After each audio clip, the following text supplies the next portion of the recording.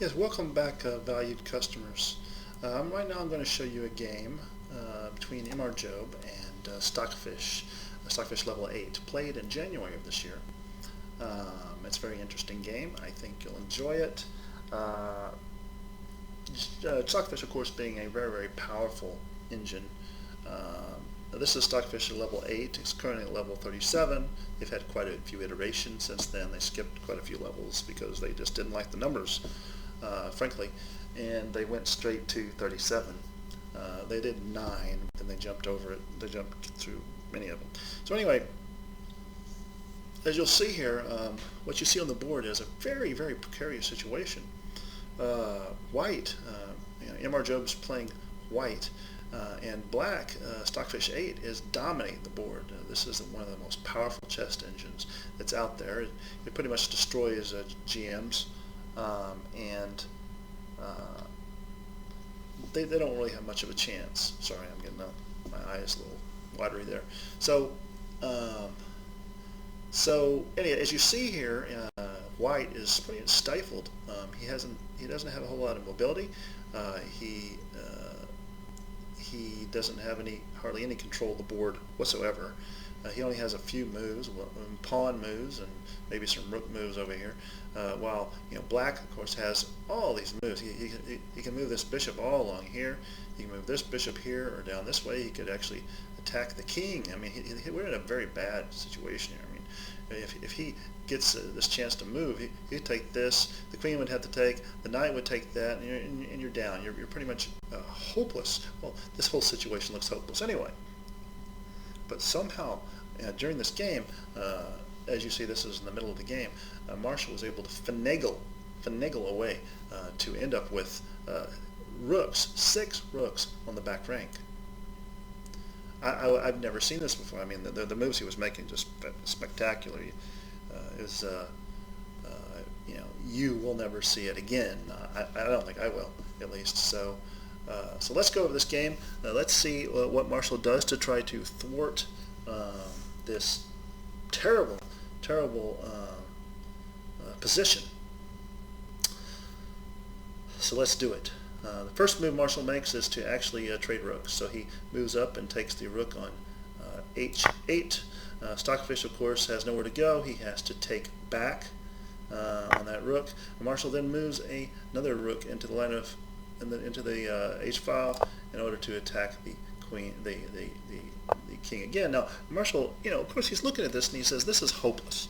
The only thing I can do is keep checking the king."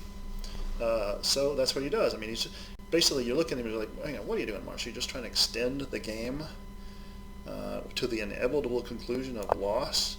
Well, yeah, as you see, there is really method to his madness. I mean, there is some form of Macbeth running here. So let's see, or is that a dagger I see before me? I don't know. I don't see any daggers. I don't think I've ever really actually seen a dagger in person, but let's just move this next move where Marshall moves the pawn. Once again, the rook to move, once again put him in check, and he sacrifices yet another rook. This is all he can do. I mean, he's like, I'm just going to keep on checking, and you're going to keep on moving, and I'm going to keep on checking, and you're going to keep on moving. I mean, just boom, boom, through the course of this game. Once again. Check, check, check. Now, as you see here, Marshall is, sacrificed, 4 rooks, of course, exchanging the first rook, and he just keeps on doing it. Like, what are you doing? Now, this is a pretty interesting point in the game. At this particular point in the game, it looks like Stockfish has given up, but maybe Stockfish has something up his sleeve. He's sacrificing the bishop. There is no coming back from this. There's no protection of this bishop, so Marshall just takes.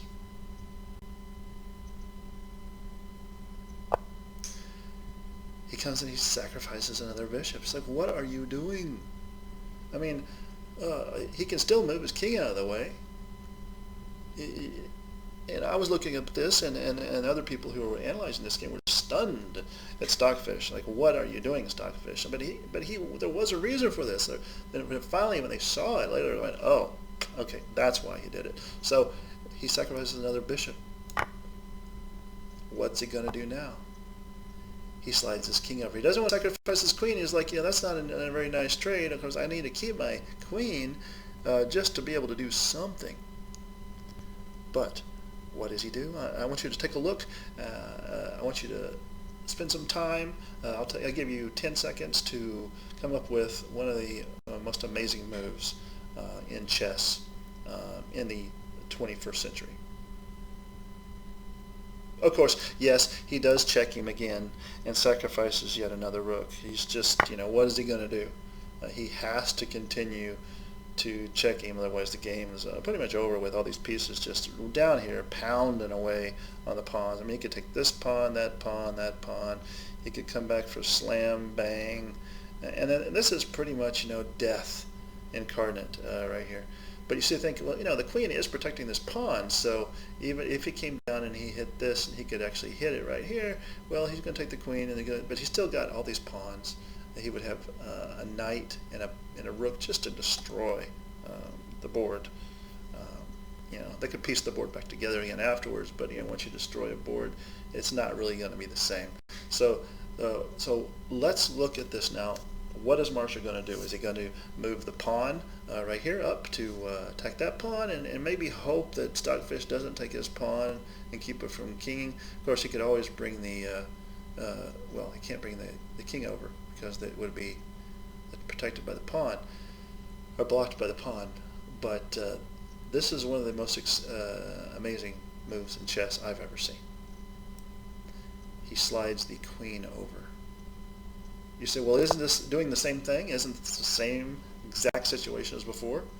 Well, not exactly. Look at this. He's sacrificing his queen. He says, something is going wrong. I've got to stop it. And you'll see what was going wrong.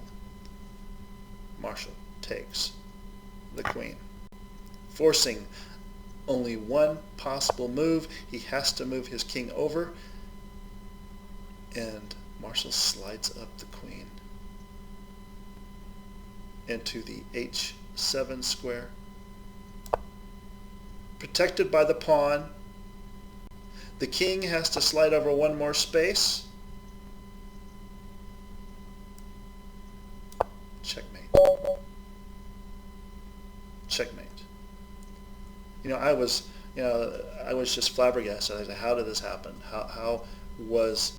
I still can't figure out how all the rooks got on the back rank, and how he was able to move all these pieces, and how all these pieces were moved over, and the rooks were in the back rank, though these pieces were moved down. It looked like terrible. What is he going to do? But he pulls it out of where. I don't know. You might know where, but he pulls it out of someplace, like, I don't know. And he ends up pulling out this game. So so there he was, my friends and cohorts. One of the most amazing games you'll ever see. You'll never see it again unless you have some kind of board editor. And thank you for your time, and I hope you have a good week.